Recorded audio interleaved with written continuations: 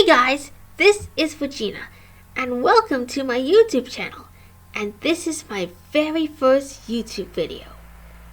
But before we get started, let me dive right into my YouTube channel, because we got more than just VHS and DVD openings.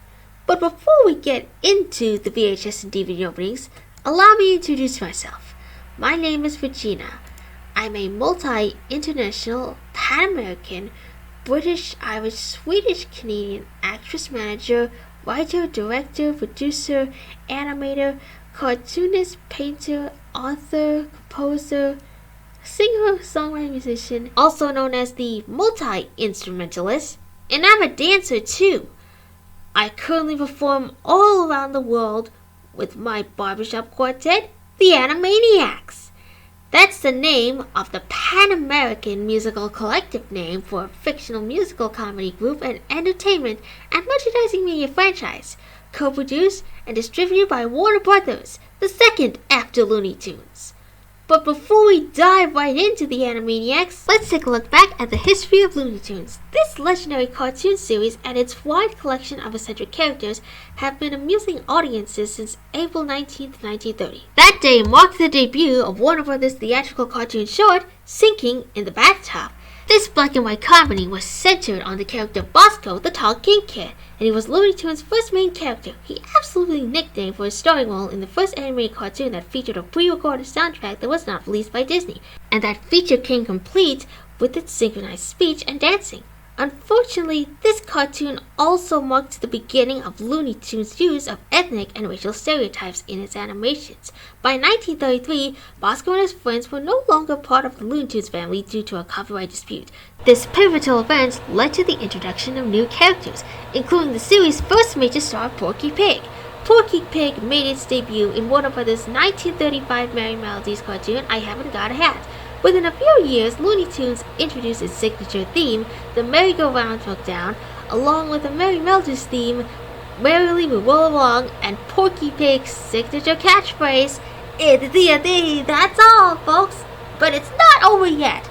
Porky Pig couldn't carry the entire series by himself. He was joined by dozens of other creations like Daffy Duck, Elmer Fudd in the Merrie Melodies cartoon, Elmer's Candy Camera, Bugs Bunny in the Merrie Melodies cartoon, Wild Hare, and Tweety in the Merrie Melodies cartoon, A Tale of Two Kitties.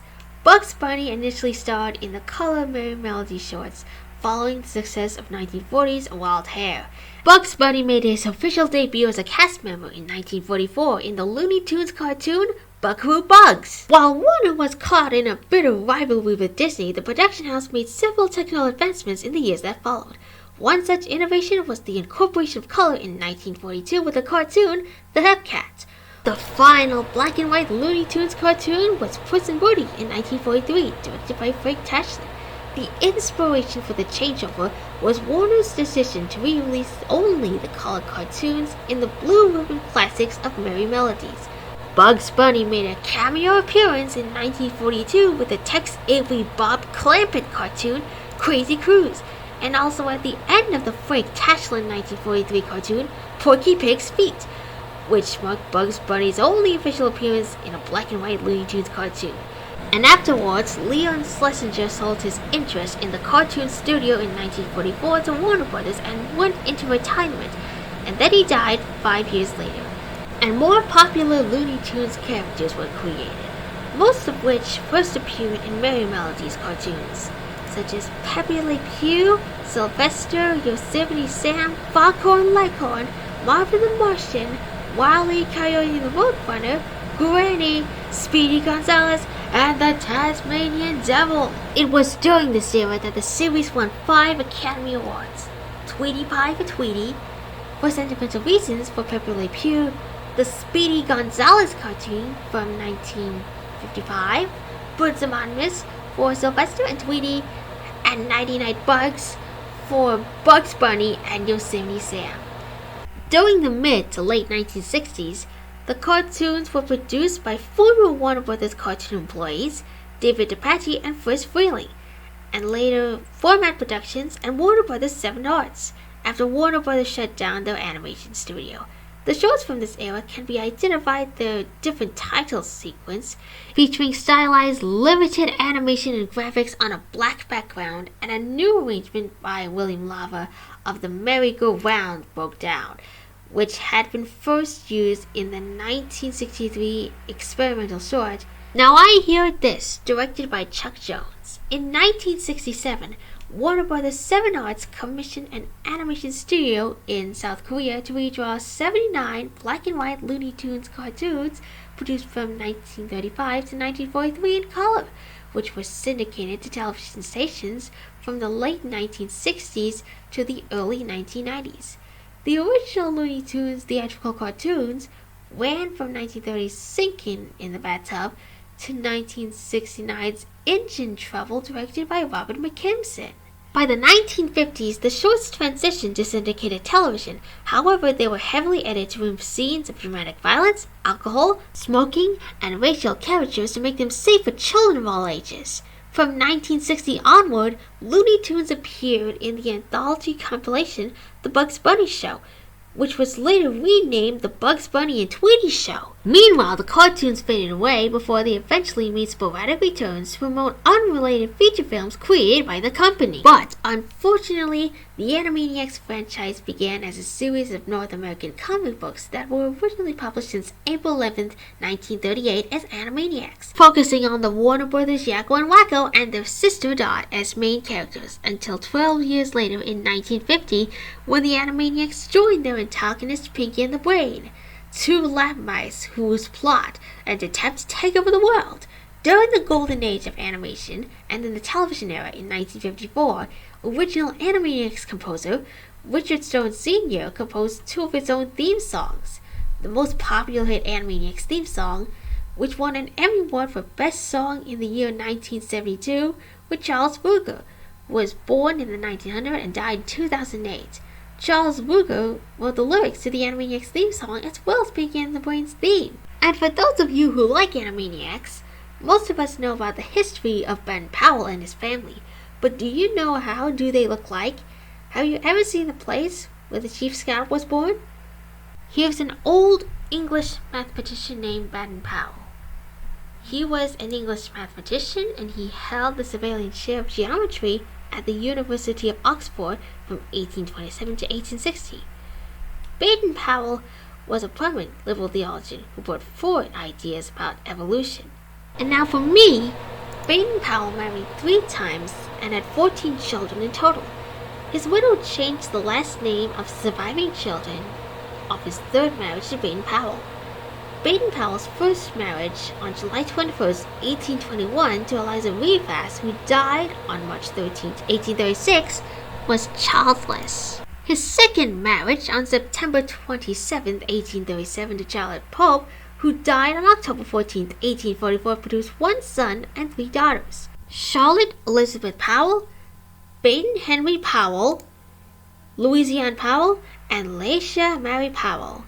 His 3rd marriage on March 10, 1846 to Henrietta Grace Smith, who was born on September 3, 1824 and died on October 13, 1914, who was a daughter of Admiral Smith, produced 7 sons and 3 daughters by the name of Henry Warrington Baden Powell, George Baden Powell, Augustus Smith, Frank Baden Powell, Henrietta Smith Powell, John Penrose Smith Powell, Jesse Smith Powell, Robert Baden Powell, who was an Army officer, writer, and founder of the World Scouting Movement, and with his sister Agnes, founder of the Girl Guides.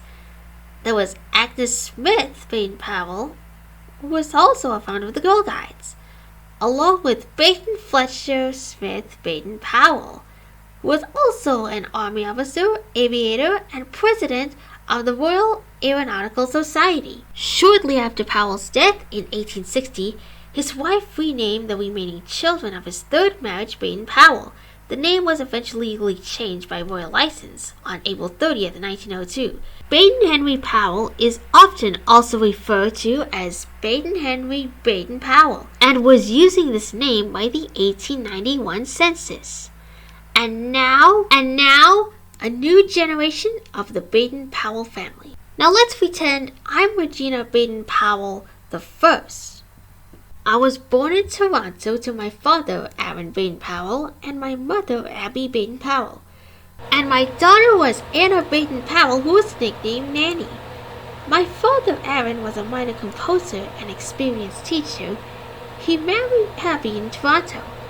Aaron became the orchestra's deputy conductor of the New York Philharmonic in 1886. During the year of my daughter's birth, Aaron published a violin textbook which achieved success. When Nanny was 7, she began keyboard lessons with her father, while her 3-year-old brother looked on. At the age of 5, I began composing my first piano sonatas. And do you know why? Because I composed my very first piano sonata in 5 cities of New York, Los Angeles, Chicago, Toronto, and Sao Paulo. But I'm going to do my best to play my very first piano sonata that I composed in 1914 at the beginning of World War I, including my 4th movement, the Minuet in F major, my 5th movement, the Adagio in E major, and one of my personal favorites, the Brazilian composer named Ernesto Nazareth. You know his name, right?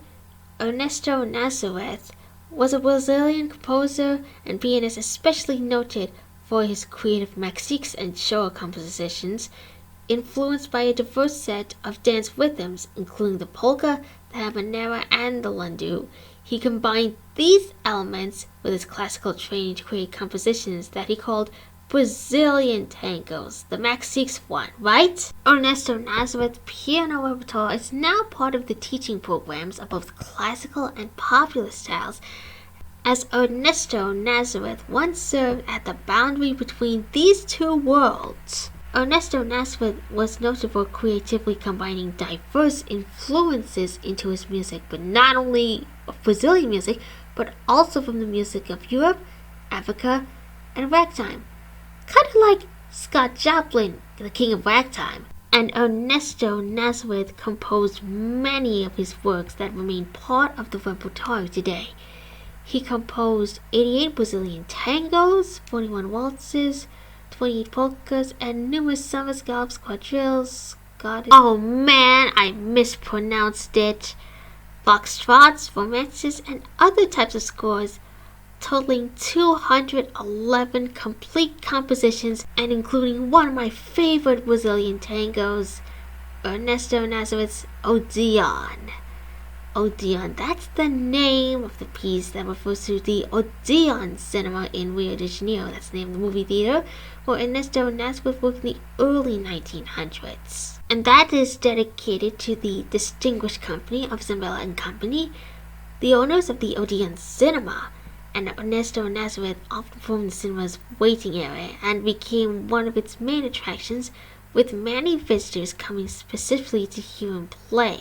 But I'm going to play the Odeon movement for my very first piano sonata that I composed during World War I back in 1914. That's right, my favorite, the Odeon movement for my very first piano sonata that I composed. But I'm going to upload it in the future. But in the meantime, that's it for All About Me and My Friends the Animaniacs, Part 1. So, we talked about Looney Tunes. We talked about the Animaniacs' early years. We talked about my family, the Baden Powell family. Especially my favorite piece, the Odeon movement, for my very first piano sonata that I've composed back in 1914. But in the meantime, stay tuned for Part 2 where we talk about my musical comedy group, the Animaniacs, and their franchise spawning their longest running show in television history, feature films, comic books, music albums, video games, and stage musicals that first made their debuts on Broadway throughout the 1970s and in London in the 1980s. You know, many of the Animaniacs characters and stars have made and continue to make cameo appearances in television shows, films, and other media. So be sure to stay tuned for that, like, comment, and subscribe, and I will see you in the next video!